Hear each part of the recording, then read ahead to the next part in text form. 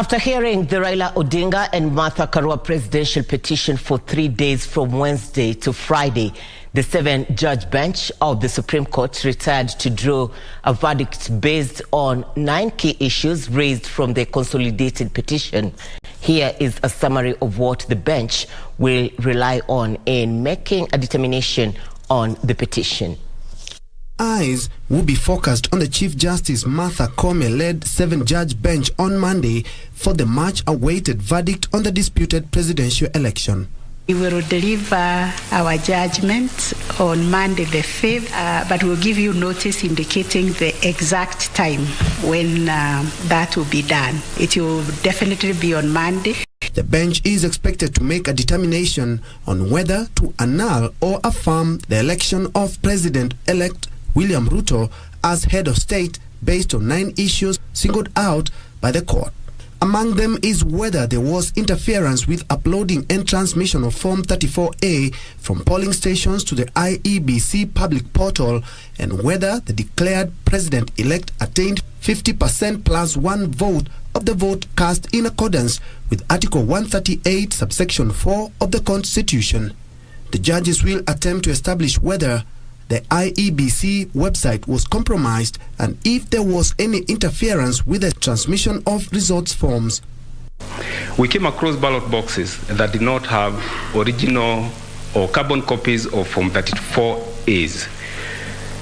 Your leadership, the effect of that is that the authenticity of the forms appearing in the public portal is then called to question. We searched between August, the entire month of May to August, for any deletion, removal, there was none. Then they searched for the entire August, whether those users accessed, the answer was none.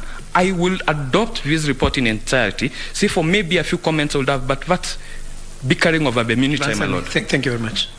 They will also seek to clarify if the August presidential election met the standards of integrity, verifiability, security and transparency as required by law. The parties in the petition also made arguments and presentations in the scrutiny report ordered by the court on access of IEBC servers, as well as a recount of 41 ballot boxes from 15 polling stations. The session also gave parties a chance to answer questions that had been previously asked by the judges, as well as those that were asked as a follow-up to some of the presentations and arguments made by the parties on Friday. Let us not worry too much about written reports, who has served who.